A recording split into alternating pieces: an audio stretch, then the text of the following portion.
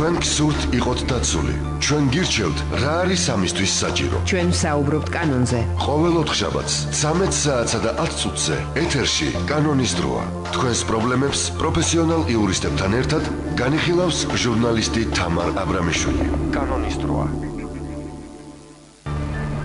დღეს ოთხშაბათია პირდაპირ ეთერში ბრუნდება გადაცემა კანონი, მე ჟურნალისტი თამარ აბრამიშვილი ვარ. რა შეიცვალა 2017 წელს შრომით ბაზარზე, რა გამოწვევების წინაშე დგას დღეს პროფკავშირები, როდის ექნება ქვეყანას და აქვს თუ არა დაბალანსებული შრომის კოდექსი და რას გეგმავს პროფესიული გაერთიანების კავშირი 2018 წელს. დღეს ჩვენს შეკითხვებს უპასუხებს პროფკავშირების ხელმძღვანელი ირაკლი პეტრიაშვილი. მსმენელს შეუძლია დაარეკოს ტელეფონის ნომრებზე 292 11 88 292 იმ შემთხვევაში თუ აქვს შეკითხვა ბატონ ირაკლისთან. მოგესალმებით, ძალიან დიდი მადლობა რომ მონაწილეობთ გადაცემაში. ბატონო ირაკლი, ცოტა დრო გავიდა, არც ისე ბევრი დრო გავიდა, რაც არჩევნები შედგა პროფკავშირის თავმჯდომარედ აგირჩიეს და ამ თანამდებობაზე ისევ აგრძელებთ მოღვაწეობას. თუმცა ძალიან დიდი გაუგებრობა, სკანდალური განცხადებები უძღოდა წინ არჩევნებამდე კეთდებოდა, გადანაშაული ბევრი მიმართულებით იყო ბრალდებები და გარკვეულწილად დაძაბული სიტუაცია იყო, დაძაბულ ფონზე მიმდინარეობდა. გარკვეულწილად მახსენდება ადვოკატთა ასოციაციის ხელმძღვანელის არჩევნები, თუმცა თქვენთან ასე არჩევნების ლეგიტიმურობა არ დაუყენებიათ ეჭქვეშ. განსხვავება მხოლოდ ის შეიძლება იყოს, თორემ განცხადებები და პოლიტიკური დაპირისპირება თითქმის იდენტური იყო. არ ყოფილხართ გადაცემის სტუმარი, რადგანაც ესე დაემთხვა არც არჩევნებამდე და არც არჩევნების შემდეგ. დღეს რომ უბრალოდ ჩვენი მსმენელისთვის გააკეთოთ შეფასება, რასთან მქონდა საქმე, რა მოვლენები ვითარდებოდა და მთავარი რატომ დაგიჯერათ პროფესიული კავშირის გაერთიანების წევრებმა და აგირჩიეს ლეგიტიმურად ამ თანამდებობაზე კიდევ ერთხელ. მოგესალმებით, დიდი მადლობა ლუცისთვის. მე კარგი ხანია ვთქვათ, არ ყოფილვარ ეთერში თქვენი ესე ვთქვათ გადაცემის და გარკვეულწილად მომინატრა თქვენს მსმენელთან, თქვენთან საუბარი. ბუნებრივია ხა არჩევნების შეფასება შეაფასა ის საერთაშორისო საზოგადოებამ, შეაფასეს საქართველოს მოქალაქეებმა და პირველ რიგში შეაფასეს პროფკავშირის წევრებმა, რომლებმაც როგორც თქვენ ბრძანეთ კიდევ 4 წლით ისევე როგორც ჩემს კოლეგას ამერიკის პროფკავშირებს სულ ეხლა ხანს 2 კვირის წინ მეოთხე ვადით ანგელა მერკელს და ასე შემდეგ მიცეს ლეგიტიმაცია 4 წლით ისე პროფკავშირებში ისევე როგორც ცივილიზებულ სამყაროში ეს ხდება, როდესაც ნდობა არსებობს, რატომ გააკეთეს ეს, იმიტომ გააკეთეს რომ პროფკავშირები არის კოლექტიური მართვის ესე ვთქვათ სტრუქტურა, კოლექტივი მართავს. თქვენ ძალიან კარგად იცით და თქვენი ეთერითაც არაერთხელ ყოფილა საუბარი ესე ვთქვათ სტრუქტურაზე პროფკავშირების. შეიძლება თავმჯდომარე კი არა გარკვეულწილად სპიკერი დამერქვას, იმიტომ რომ მე უბრალოდ ვახმოვანებ იმას, რასაც იღებს ესე ვთქვათ გადაწყვეტილებას სხვადასხვა სფეროს წარმომადგენლები, რომლებიც ამ კოლეგიალურ ორგანოში მონაწილეობენ და წლიდან წლამდე, თვიდან თვემდე, ყრილობიდან ყრილობამდე. სწორედ ესე იმართება ეს ორგანიზაცია და ეხლა ეს ბრალდებები და სურვილი იმისი, რომ ვიღაცას ჯიბეში და ხელში ჩაეგდო პროფკავშირები, მე ვფიქრობ, რომ გარკვეულწილად ეხლა იმაში რაც ხდებოდა არჩევნებისთვის, ამაში ხალხი ფულსაც იხდის და ბუნებრივია წევრების მომატებაც გახდა, მეტი სამდოობაც მოიპოვა პროფკავშირებმა, იმიტომ რომ ნახეს, რომ რეალურად ეს არის დამოუკიდებელი ორგანიზაცია და მე ვფიქრობ, ცუდი იყო, რა თქმა უნდა, როდესაც ეხლა უსაფუძვლო, აბსურდული და მოგონილი რაღაც ბრალდებებით გამკობენ და ეხლა ვიღაცისთვის შეიძლება ეს იყოს სარწმუნო, მაგრამ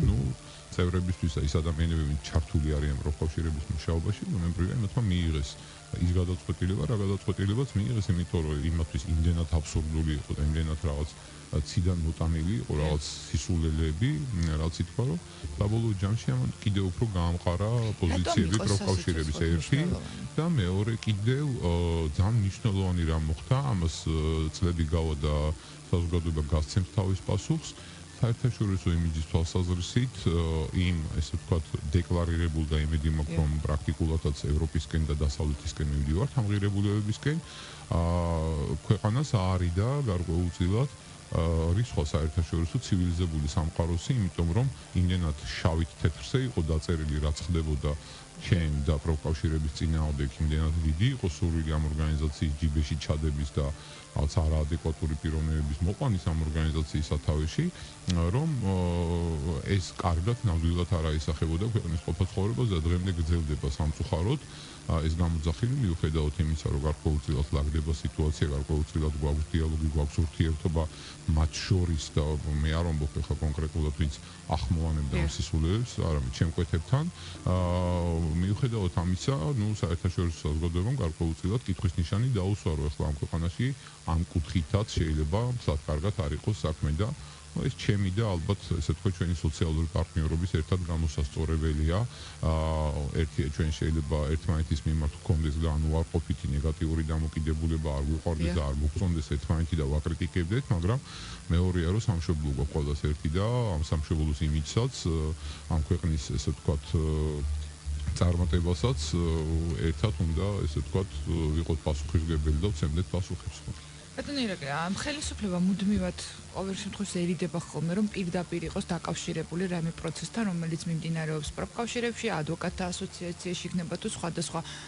რომელსაც მასა არ ირჩევს, ერი არ ირჩევს პროფესიული საზოგადოება.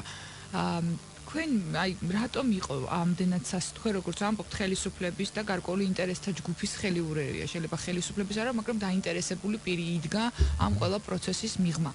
რატომ იყო ასეთი სასიცოცხლოდ მნიშვნელოვანი და რა რისკი იყო იმის ისეთი რა არსებობდა პროფკავშირების წინაშე თუ ესე დამთავრდებოდა რომ თქვენ გიღირდათ ამდენხნიანი ბრძოლა ამ მიმართულებით. თქვენ როგორც პროფკავშირების ხელმძღვანელი თქვენი საერთაშორისო იმიჯის გაქვთ შენარჩუნებული როგორც პიროვნებას, პროფესიონალს და ასე შემდეგ, დასაქმების პრობლემა რეალურად თქვენ რომ არ იყოთ პროფკავშირის თავმჯდომარე, ზუსტად ვიცი რომ არ გექნებათ. აქედან გამომდინარე გისვათ ამ შეკითხვას, რატომ შეხვედით თქვენ ამ ბრძოლაში? რა რისკი და რა საფრთხე იყო თუ ისე განვითარდებოდა მოვლენები როგორც დაგეგმილი იყო. დიახ, აი საქმეც მაგაში ახლა მე არ ვიტყვი რომ ეს იყო მთლიანად დაუშვათ ახლა ხელისუფლება ჩართული ამ ბრძოლაში, მაგრამ იყო ხელისუფლებასთან დაახლოებული გარკვეული ჯგუფი, რომელსაც როგორც საკმაოდ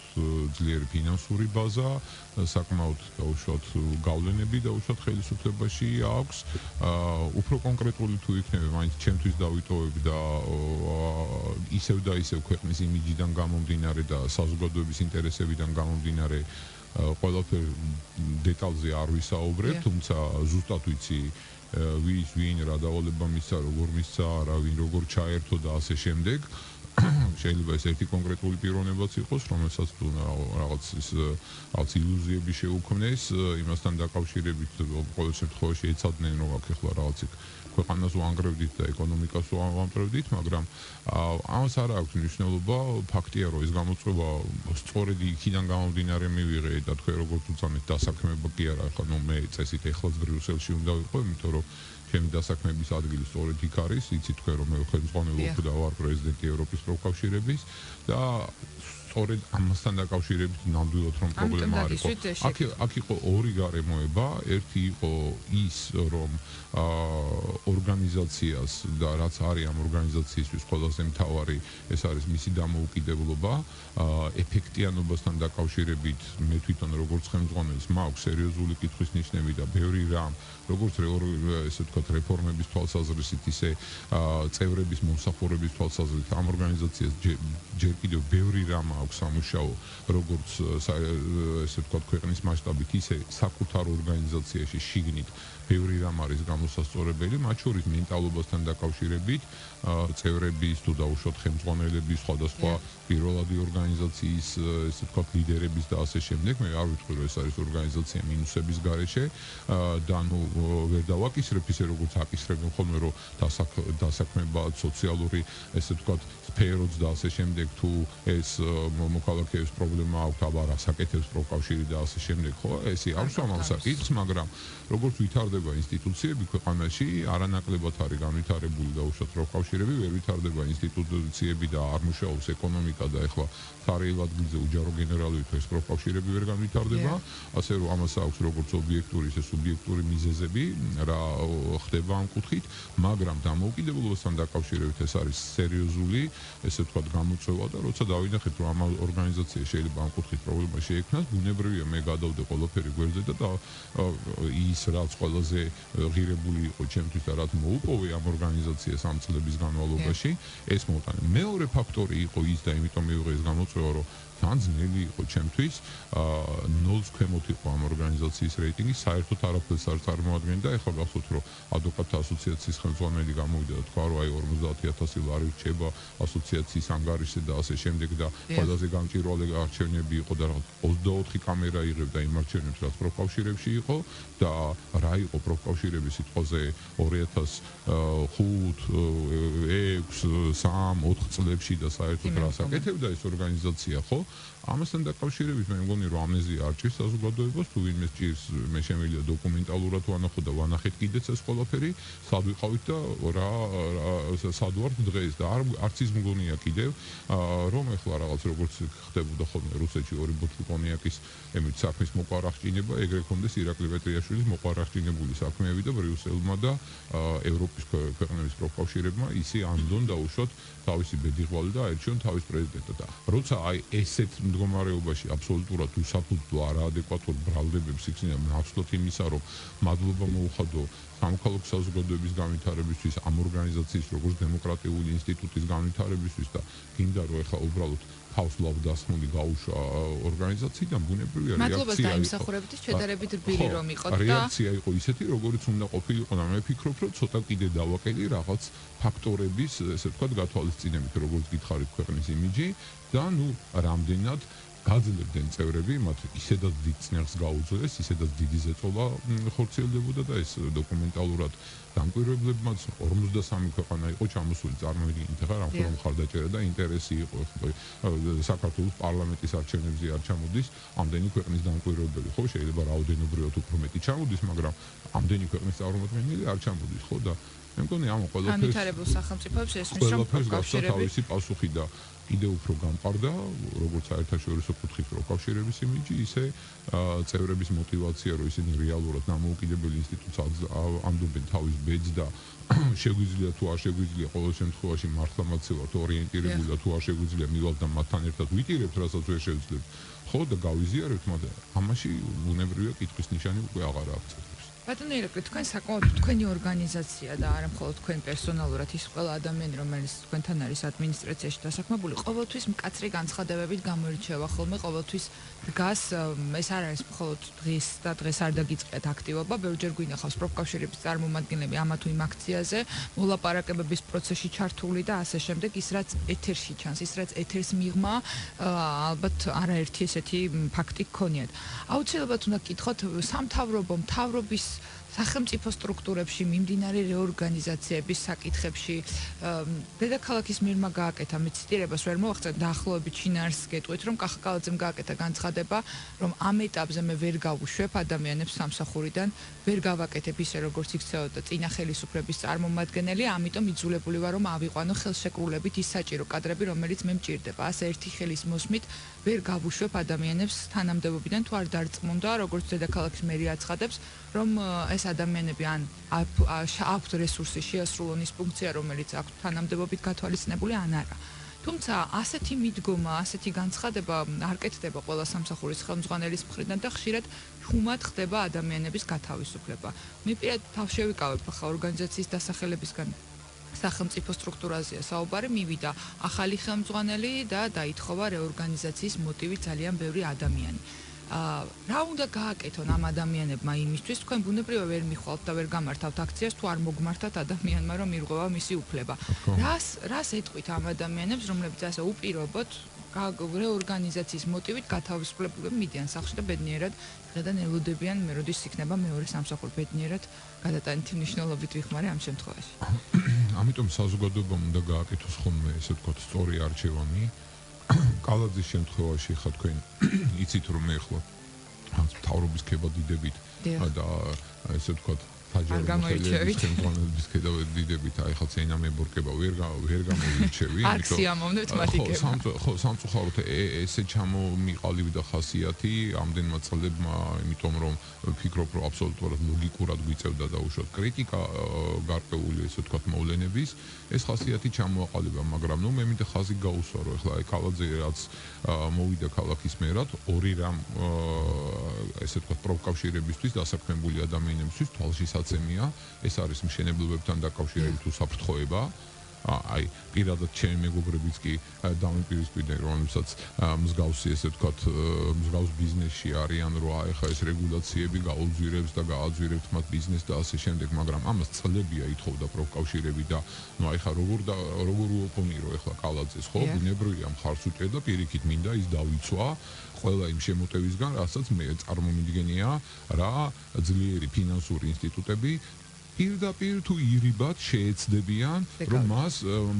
მის აზროვნებას და მის ქმედებებზე, მის ადამიანობის ხარისხზე მოახდინონ, ესე ვთქვათ, ზემოქმედება. და მეორე საკითხი, ხო? ნახეთ, ხო, ადამიანურია ეს, რომ არ ვიცი ეს ადამიანი კომპეტენტურია თუ არ არის კომპეტენტური. მე რა რომ წინა ხელისუფლების პერიოდში მუშაობდა. ეს არის საჯარო მოხელე. საჯარო მოხელე რეალურად უნდა იყოს თავისუფალი ან პოლიტიკური, ესე ვთქვათ, რაღაც მიმდინარეობებისგან და ვინ იქნება მისი ხელმძღვანელი, არ უნდა კონდეს მისთვის მნიშვნელობა, ხო? დამლაგების დონეზე და კლერკის დონეზე არ უნდა იცვლებოდნენ, ხო? აი აქედან გამომდინარე, ერთადერთი რეკომენდაცია, რაც მექნება, ადამიანებმა გააკეთონ ხოლმე სწორი არჩევანი, გამოვიდნენ კრიტიკით, სადაც არაადამიანურია ხოლმე საჯარო მოხელეების თუ ხელმძღვანელების დამოკიდებულება მოვედიდა ახლა აბა კლერკის დონეზე და დამლაგების დონეზე ყველა უნდა წავიდეს სახლში და მე რა რომ ბიუჯეტის მეტის დახარჯვა მოუწევს საჯარო მოხელეების ხელფასებზე. ეს არ ჯობია იმ გულგახეთქილ საახალწლოდ დაავადებულ და დაინფაქტებულ ადამიანებს, რომლებიც სამსახურს კარგავენ აი ამ უმუშევრობის პერიოდში. ეს უფრო მნიშვნელოვანი არ არის და ეფექტის მოხდენა არ შეიძლება თუ კონკრეტულ სპეციალისტს ხედავს, რომ ეს სპეციალისტი გამოადგება გაზარდოს იმ ეტაპზე ბიუჯეტი, იყოს გამჭვირვალე ატესტაცია, იყოს გამჭვირვალე შეფასება ადამიანების და დიახ კომპეტენციის და დამსახურების მიხედვით დიახაც დაიკავონ ამ ხალხმა ადგილი. ვიღაცას მოუხდება სახში წასვლა, მაგრამ როდესაც თქვენ უბრალოდ ვიღაც მოგითითებთ თითით კარებისკენ არის ერთი და როდესაც რევერანსებით, მადლობით გიშვებენ და გეუბნებიან, რომ თქვენ ეხლა უკაცრავად, მაგრამ აქ ვეღარ გააგრძელებთ მუშაობას და კომპენსაციას გაძლევენ, რომ თქვენ ხვალ შიმშილი ციკლისთვის არ იყოთ განწერული. აი ეს არის ადამიანური და არ გამოიწვევს. ვიღაცას გონია, რომ დღეს რაღაც აი პოლიციით იმით შეძლებს ამ უკმაყოფილების დასარქველებას, მაგრამ დასარქველებული უუფლებობა შემდგომ იწვევს დესტაბილიზაციას საწარმოში, მერიაში, ქვეყანაში თუ ასე შემდეგ და ასე შემდეგ. რეკლამა და რამდენიმე წუთში დავბრუნდები და რეორგანიზაციის საკითხზე კიდევ განვაგრძოთ საუბარი. ჩვენ მზად ვართ პროფესიონალი იურისტების დახმარებით პასუხი გავცეთ თქვენს ყველა სამართლებრივ შეკითხვას. ბრუნდებით პირდაპირ ეთერში კიდევ ერთხელ შეგახსენებ, რომ ჩვენ დღევანდელი სტუმარია პროფკავშირების ხელმძღვანელი ირაკლი პეტრიაშვილი. ბატონო ირაკლი, ჩვენ რეკლამამდე ვისაუბრეთ რეორგანიზაციაზე, სახელმწიფო სტრუქტურებში და დარღვევებზე ხშირ შემთხვევაში, ასევე შევუქეთ, ასე ვთქვათ, მე და თქვენ არც მე არ გამოვირჩევით დიდად ქება დიდებით ამ ეთერიდან, შევუქეთ დედაქალაქის მერს განცხადება ყოველი შემთხვევაში, რამდენად შეასრულებს ეს მეორე საკითხია. მაგრამ დავამატება მინდა უბრალოდ რომ დავამატო რა უნდა ქნას, ასე ვთქვათ, ადამიანებმა და მე ასე ვთქვათ ორი იმართულება მივეცი ამ კუთხით და მესამე ისევ რჩება სამართლებრივი ბრძოლა, ხო? მიუხედავად იმისა, რომ ეს რეორგანიზაცია გარკვეულწილად მოდაშია, ძალიან ხშირად უმეტეს შემთხვევაში ვერ ახერხებენ ხელმძღვანელები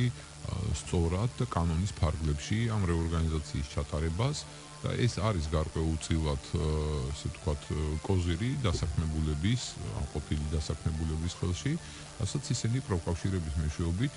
იგებენ სასამართლო პროცესებს და მადლობა ღმერთს, რომ დღეს შრომის კოდექსი და შრომის კოდექსში ჩაწერილი ნორმები იძლევა საშუალებას, რომ სასამართლოთ ივიდაოთ და მოვიგოთ სასამართლო პროცესები, რაც ძალიან ხშირ შემთხვევაში უდრის როგორც ესე ვთქვათ ამ გაცდენილი თანხის, რაც ადამიანის სამსახურში არ დადის მის კომპენსაციას და სამსახურში აღდგენასაც. ესეთიც არაერთი გქონია, სწორედ ის ჩვენი მამაყალდი განცხადებები, მოგებული სასამართლო პროცესები არის ესე ვთქვათ შავი ღრუბლის შემქმნელი პროფკავშირების გარშემო, მაგრამ რა ვუყოთ, ეს არის ჩვენი ხასიათი, ეს არის ჩვენი ფუნქცია და კარგია რომ ეხლა არ უყარვართ, ეხლა სულაც არ მივირთვი იმისკენ რომ ათ უყარდეთ, მაგრამ დაახლოებით 6 მილიონზე მეტი ლარი გვაქვს მოგებული სასამართლო პროცესებით დასაქმებული ადამიანების სასარგებლოდ და 21-ში გვექნება წლის შემაჯამებელი ხო თქვენთან გარკვეულწილად ექსკლუზივია რაც პრეზენტაციაში განებივრებული ვარ პროფკავშირებით ციფრებით და დოკუმენტალურად საუბარი იმაზე რა მიიღეს დასაქმებულმა ადამიანებმა მეხი წლის მუშაობის შედეგად პროფკავშირებისგან და მხოლოდ ფოსტაში არის 1.400.000 ლარამდე რაც უკანონოდ განთავისუფლებული ადამიანების აღდგენაში გამოიხატება და მათ სასარგებლოდ 1.400.000 ლარის ესე ვთქვათ ანაზღაურებაში ამ კომპანიის ხელმძღვანელობის მხრიდან. რატომ ვერ ადგენენ რეორგანიზაციის საკითხებს? ამის შესახებაც საუბრობთ, ანუ არ ყავთ პროფესიონალი კადრი, რომელიც რეორგანიზაციას გააკეთებს ისე როგორც საჭიროა, თუ რეორგანიზაცია მოითხოვს დიდ ფინანსურ რესურსს და ამიტომ ურჩევნიათ. აი, რა პრობლემის წინაშე დგანა, როდესაც რეორგანიზაციას ვერ აცხადებს ორგანიზაცია სწორად? ეს არის აი საიდუმლოებები, რაც იცის პროფკავშირებმა, ნუ ბუნებრივია ხა ხეზე ასვლას ვერავის რა თქმა უნდა, არც უნდა ასწავლოთ. აქედან გამომდინარე, იქ არის ნიუანსები, არსებობს საერთაშორისო კონვენციები, არსებობს საერთაშორისო ნორმები, ვალდებულებები, რომელიც ქვეყანას აქვს და ეს არ არის მხოლოდ შრომის კოდექსი, რომელსაც ჩახედავ და ესე ვთქვათ, გააკეთებ, როგორ უნდა გააკეთო ორგანიზაცია, როგორ უნდა მიიღო ადამიანის სამსახურში, ან როგორ უნდა გაანთავისუფლო. ეს არის ფართო სპექტრი, ამას სჭირდება კითხვა, ამას სჭირდება ცოდნა, ამას სჭირდება განათლება. Ну, საბედნიეროდ პროფკავშირებში და მის იურისტებში ეს განათლება არის საკმაოდ მაღალ დონეზე და საჯარო სექტორში თუ ეხლა ქარხნების დაუშვათ იურისტებში ისინი უფრო სხვა სფეროზე არიან დახელოვნებული, არ უწულებთ მათ კომპეტენციას, მაგრამ სიტყვაზე სისხლში, სამოქალაქოში და ასე შემდეგ შეიძლება ძლიერები არიან, მაგრამ შრომის დავებთან დაკავშირებით ეხლა ძალიან მაღალ ანაზღაურებადი იურისტი ვერ მეტყვის დაუშვათ რას ნიშნავს შრომის საერთაშორისო ორგანიზაციის ისა 97 კონვენცია და ეს კონვენცია თუ დაიღვა რატომ დგას ის კანონზე მაღლა და კონსტიტუციაზე დაბლა და ასე შემდეგ და ეს არის რითიც თქვენც ხო მოიგეთ სასამართლო პროცესი. კი ბატონო, მეც მოვიგე სასამართლო პროცესში, თუმცა ხშირად იყო ხელმძღვანელი პირების მხრიდან არაერთხელ ამ სამსახურს არ გულისხმობდა რადიო იმედს არ გულისხმობს საბედნიეროდ, იყო სამსახური, სადაც უთქვამთ მიზეზად ესეთი ამაყის სახით ხელმძღვანელს გაუცხადებია, რომ მიზეზი გათავისუფლების რეორგანიზაცია. ანუ ეს ნიშნავს, რომ რეორგანიზაციას რო და ხშირ შემთხვევაში მე თვითონაც მithქვამთ, რომ თუ რეორგანიზაცია, ნუ ვერაფერს ვერ ვიზამ, მაგრამ მე შემიძლია საკუთარი გამოცდილებით თქვა, რომ ეს არ არის არგუმენტი და ყველაფერი შესაძლებელია. არ მთავრდება მაგ განცხადებით. არ მთავრდება ამ განცხადებით. შემთხვევაში ხელმძღვანელებმა ეგ სიტყვა იციან, მაგრამ ხშირ შემთხვევაში მაგ სიტყვის მნიშვნელობაც არ იციან და მით უმეტეს არ იციან, როგორ უნდა ჩატარდეს სწორად რეორგანიზაცია. და ესეც იძლევა ხოლმე სასამართლო დავის ესე ვთქვათ, საგანი ხდება ხოლმე, რომ რეორგანიზაცია იმ კონკრეტულ შემთხვევაში საჭირო იყო თუ არ იყო და მისი წარმოდგენით რეორგანიზაცია რას ნიშნავდა, ამას ჭირდება,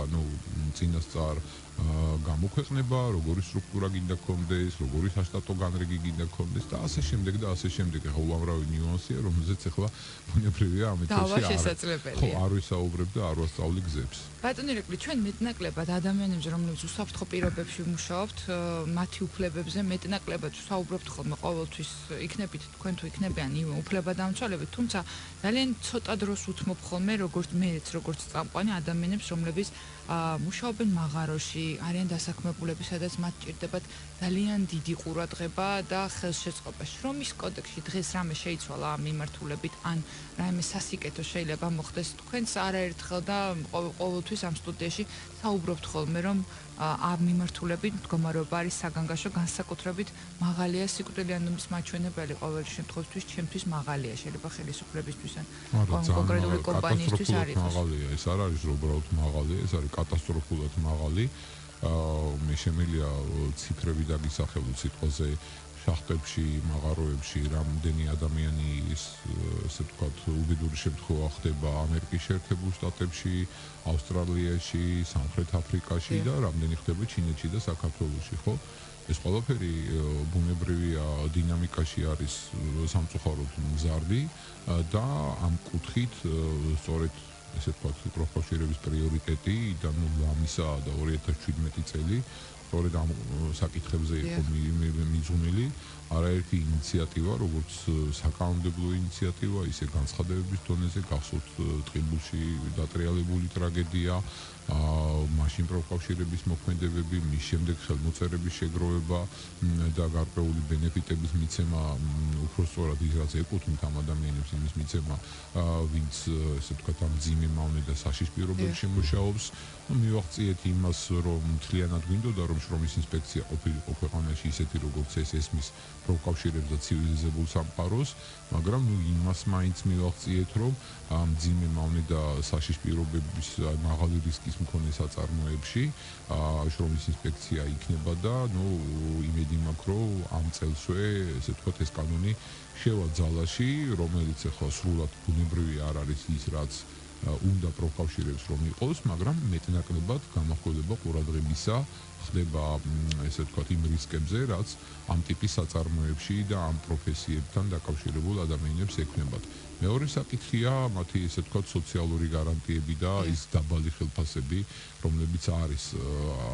ამ ტიპის საწარმოებში და აქედან გამომდინარე ხშირ შემთხვევაში ადამიანს გამოსავალიც არ აქვს და პერსპექტივაც არ აქვს და რაც უნდა იაქტიუროს პროფკავშირებმა უბრალოდ და საზოგადოებამ უბრალოდ მას გასაქანი არ აქვს, სად უნდა წავიდეს და ის ყველა პირობაზე თანახმაა იმ მომენტში, როდესაც სამსახურს ეძებს და აი ესე ვთქვათ, კაბალურ პირობებში უწევს ხოლმე და უშუალოდ მიიღება იმ კონტრაქტისა, რომელსაც თავაზობს დამსაქმებელი, იმიტომ რომ აი სად უნდა წავიდეს, ხო რა უნდა გააკეთოს, სხვა ეკონომიკის კუთხით აი არაფერი არ მუშაობს იმ კონკრეტულ ქალაქში, იმ კონკრეტულ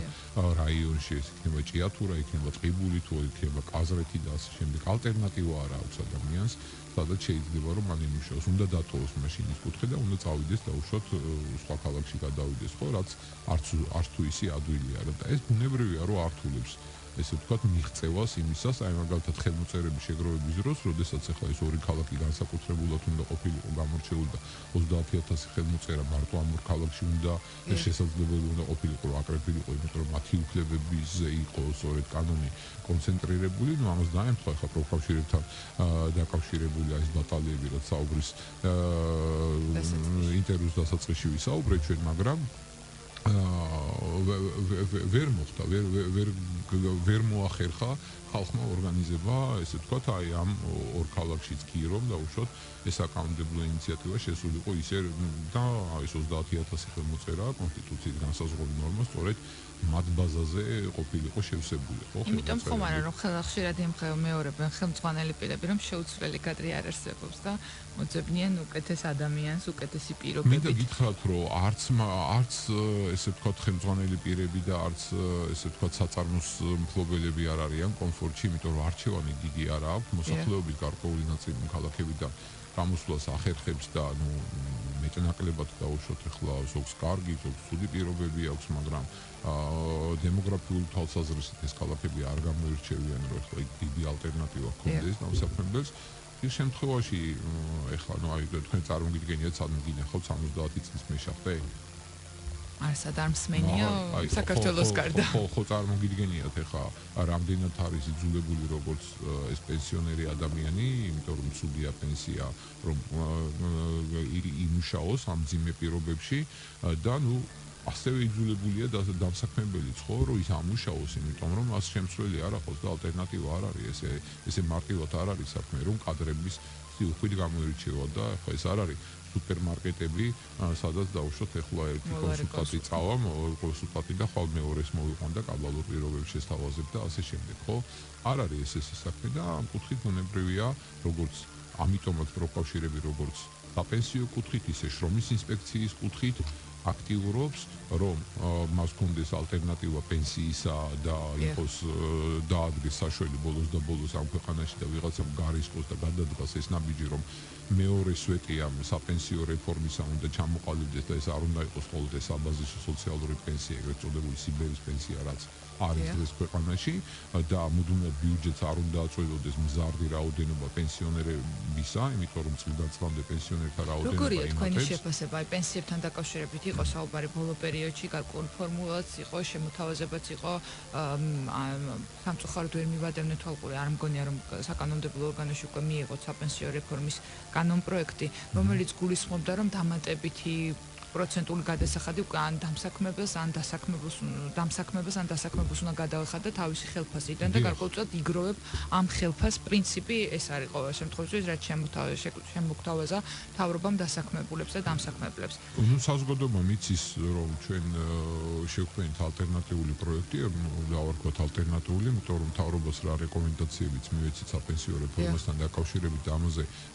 ესე ვთქვათ გაჟღერდებოდა რომ ისინი რამე პროექტზე მუშაობდნენ, მანამდე მუშაობდა პროფკავშირები, იმიტომ რომ მოქალაქეებს საჭიროებას ამ კუთხით ხედავთ, ჩვენ მოვიწვიეთ ევროპელი ექსპერტები უკაცრავად ეთერში, მაგრამ ვისაც ჩიპი აქვს მოჭრილი აი ამ pay as go სისტემაში, ამ დაგროვებითი პენსიის ესე ვთქვათ შექმნაში ევროპაში მოვიტანეთ წარმატებული მაგალითები, წარუმატებელი მაგალითები ქვეყნებში, მაგალითად საბერძნეთში ამ სისტემა ვერ გაამართლა, გერმანიაში გაამართლა და ასე შემდეგ. განსაზღვრეთ ეს ნიუანსები, შეუსაბამეთ ეს საქართველოს ეკონომიკურ პარამეტრებს და ამის მენტალიტეტს საზოგადოებისას და დამოკიდებულებას და ამის მიხედვით შევქმნით მოდელი, რომელიც შევთავაზეთ მთავრობას. მთავრობამ აიღო რამდენიმე ესე ვთქვათ ელემენტი ამ ჩვენი ესე ვთქვათ პროექტიდან, მაგრამ ნუ აი კომუნიკაცია ისეთი როგორცაც ვისურვებდი რომ იყოს, ესეთი არ შედგა და აქედან გამომდინარე დებატები და კონსულტაციები ამ საკითხთან დაკავშირებით მთავრობასთან გრძელდება. მე დღეს ან ხვალაც მექნება შეხვედრა პროექტის ავტორებთან, სადაც ნუ კიდევ ერთხელ შევეცდები რომ დავარწმუნო მართებულობაში იმ ესე ვთქვათ შეხედულებისა, რაც პროფკავშირებს ამ კუთხით აქვს. საზოგადოებას განსაკუთრებით მტკივნეულია თემა, რომელიც თქვენ ახსენეთ. საზოგადოებას აქვს განცდა და მეც მაქვს ეს განცდა და ნდობა ესე ვთქვათ იმასთან დაკავშირებით რომ ამოვიღო ჯიბიდან ფული და სადღაც ჩავდო რამდენად ეს გაამართლებს არ ვიცი და ამის პროგნოზირება მიჭირს, იმიტომ რომ საქართველოში არავის არ აუღია დღემდე პასუხისმგებლობა და სახელმწიფო უნდა იყოს ეს გინდაც ანაბრებთან დაკავშირებით, გინდაც რაღაც ესეთი რეკლამები რომ გადიოდა ოქროს თასი თქვენი შანსი და ეხლა ფულს აგროვებდა ხალხი და მე ლიცენზიაზე ეროვნული ბანკი გასცემდა ამ ეგრეთ წოდებულ ბანკებზე და ფინანსურ რაღაც კორპორაციებზე და მე ეს ხალხი მიდიოდა თავის ფულიანად და ეს საწყალი ადამიანები რომლებიც ნუ ნდობა მათში უნდა იწვევდეს რომ სახელმწიფო ეროვნულმა ბანკმა გასცა ბატონო ამაზე ლიცენზია და ესე იგი ის კარგად მუშაობს რა და თუ ცუდად იმუშავებს ის გადააზღვევს ხო? არც არავინ არ გადააზღვია და ეს ხალხი დარჩა ხახამშრალი და უნებრივი ხარ როცა მეუნებიან რომ შენი 2% ხელფასის უნდა ამოიღო და სადღაც ჩადო ხო მე სიამოვნებაზე არ არის მე არ ვიცი ის ხვალ იქნება ესე ვთქვათ კუპიურად ხო და ამიტომაც ჩვენ ვამბობთ რომ თქვენც და მეც ვიხდით საშემოსავლო გადასახადს 20% ჩვენი ხელფასისა, ხო? იყო შეთანხმება პროფკავშირებთან, ეს იყო 2000 თუ არ ვცდები 9 წლის შეთანხმება, სადაც ეტაპობრივად ან 11 წლის, სადაც ეტაპობრივად ეს ისა რა ქვია, საშემოსავლო გადასახადი უნდა დაწეულიყო და 15%-მდე უნდა დასულიყო. მაშინდელ პრემიერ-მინისტრის, ესე ვთქვათ, ბრძანებულება თუ განკარგულება არის, ამასთან დებულება არის ამასთან დაკავშირებით გამოსული, ხო? არ შესრულდა, ხო ეს პირობა. ეხლა 2% ვითხოვთ რომ მოდი 18%-ს გადავიხდით საშემოსავლოს ჩვენ და ეს 2% კი ბატონო გაუშვით ჩვენი საშემოსავლო გადასახადიდან ამ საპენსიო ფონდში. 5 წელი ესე ვიმუშაოთ, ვნახოთ ნდობა საზოგადოების ავამაღლოთ და კი ბატონო მე უკვე დასაქმებულსაც დავაკისროთ თავისი ესე ვთქვათ გადასახადი და დიახ თავის ღირსეულ სიბერეზე და ნორმალურ პენსიაზე ეს დასაქმებული ადამიანს უნდა ზრუნავდეს წინასწარ და ეს სოლიდარობა საზოგადოების და ბიუჯეტის უნდა იყოს ამ კუთხით ასახული. ეს არის დეკრეტული შეგულებები, ეს არის ტრამული შემთხვევების დროს, როდესაც ადამიანი ფონდში ვერ იხდის თანხას, ხო? სოლიდარობის ფონდი მნიშვნელოვანია. აი ეს ორი ესე ვთქვათ ასპექტი, რაზეც ყველაზე მეტად უწევს პროფკავშირებს ოპონირება იმ მთავრობის პროექტის. მთავრობა მიიღო სავალდებულო დაზღვევა, რაც მას თავიდან არ ქონდა, გარკვეულწილად ნებაყოფილობის იყო საუბარი და მე ვთვლი რომ მდგრადობა ამ სისტემის თუ ის ნებაყოფილობითი იქნა, ვერ იქნება უზრუნველყოფილი, ინფლაციას ვერ გაუმკლავდება ნებაყოფილობის შემთხვევაში, თუ ყველა ისედაც მცირე არის ამის ესე ვთქვათ შემტანი, საბაზისო პენსია ვერ გაიზრდება მუდმივად და მუდმივად სპეკულირების საკითხი ყოველ არჩევნებზე რომ აი პენსიას არ ამატებენ და 50 ლარი ერთ დასაქმებულზე მოდის ერთი პენსიონერი და რაც წლები გადის როგორც იცით გაეროს მონაცემებით და დემოგრაფიული თვალსაზრისით და სხვათა შორის ქალთა უფლებები კიდევ ერთ-ერთია რაც ყველაზე ესე ვთქვათ მწვავე კრიტიკის საგანი შეიძლება იყოს ჩვენს დღევანდელ ყოფაში ხო ძალიან ცუდად ვთქვათ ხო ძალიან მალე დაბერებადი ქვეყანაა ეს და 2050 წლისთვის საერთოდ კატასტროფა გველოდება თუ რაღაც ამ კუთხით არ შეიცვალა ხო და ბუნებრივია ხა ერთი პენსიონერი ერთი დასაქმებული ერთ პენსიონერს დღეს კი ესე ვთქვათ მეტნაკლებად აბალანსებს მაგრამ აბალანსებს იმ თანხით რა თანხაც არის და ის პოპულიზმი იმასთან დაკავშირებით რომ ადმინისტრაციული ხარჯები შევამციროთ და რაღაცა ეს წმინდა პოლიტიკური პოპულიზმი გახლავთ ეკონომისტები და მათემატიკოსები თუ ჩაჯდებიან ამაში ამის საშუალება რეალურად არ არის მაგრამ ხშირად ტყვეხდება ხოლმე მთავრობა ამ სიტუაციის და გამოსავალი ხო კი იქ კი მოუმატებს პენსიას მაგრამ სამაგიეროდ უამრავი სხვა საკითხი რჩება რომელზეც ვისურვებდით რომ მაგალითად ესე ვთქვათ კვალიფიკაცია დასაქმებულია და შრომით ბაზარზე გასული ახალგაზრდებისა რა უნარჩვევებს ამაში არ უნდა ჩაიდოს თანხა რომ მოქალაქეებმა სამსახური და მაღალანაზღაურებადი სამსახური იშოვონ რომ თუნდაც უკეთესად შეინახონ ის პენსიონერები ამიტომ ეს სოლიდარობის პრინციპი აი მეორე პილერში უნდა იდოს და ანუ ბუნებრივია ხა ჩვენ ამას ბოლომდე დავდგებით რომ ესე ვთქვათ მივაღწიოთ ამას მოლაპარაკებების მხრივ ძალიან დიდი მადლობა ბატონო ირაკლი რომ იყავით ჩვენი გადაცემის სტუმარი სამწუხაროდ ხმის ოპერატორი გამოსნობის რომ ჩვენ გადავაჯარბეთ უკვე დადგენილ დროს და ამიტომ უნდა დაგემშვიდობოთ პროფკავშირები ხართ აქ და თუ რამე პრობლემა შეგვექნება აი ხა იმდენი საინტერესო თემაა რაც ვფიქრობ რომ ახლა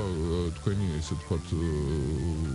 თავარია რომ თავმჯდომარე ხართ ისევ და თავარია რომ 2018 წელს გვესწურებით თავარი არის ის რომ გავაკეთოთ რაც გასაკეთებელია ყველამ და მიშალ ბარა ვინიქნება თავმჯდომარმა ეს ორგანიზაცია უნდა იდგეს ამ პროცესში ძალიან დიდი მადლობა თქვენ ახსენეთ რომ თავარი არ არის ვინ იქნება თავმჯდომარე მაგრამ ვერ დაგეთანხმდებით შეიძლება რომ ეხლა პროფკავშირებს ყავდეს თავმჯდომარე რომელიც ლოიალურია სახელმწიფოს მიმართ ლოიალურია ბიზნეს სექტორის მიმართ და დაზარალდეს ამ შემთხვევაში დასაქმებულის უფლებები ამიტომ ნებამიბოძეთ ვერ არ დაგეთანხმოთ ამ თქვენს წინადადებაში დიდი მადლობა რომ იყავით ჩვენი სტუმარი მე კი მსმენელს შევახსენებ რომ დღეს ჩვენ საუბრობდით შრომით ბაზართან დაკავშირებით გარკვეულწილად გარკვეული თემები განვიხილეთ თუმცა დარჩა ბევრი თემა რომელიც მოვასწარით სამწუხაროდ საეთერო დროიდან გამომდინარე და გელოდებით კიდევ ერთხელ სტუდიაში სტუმრად. აუცილებლად. დაუბრუნდებით მომავალ შაბათს.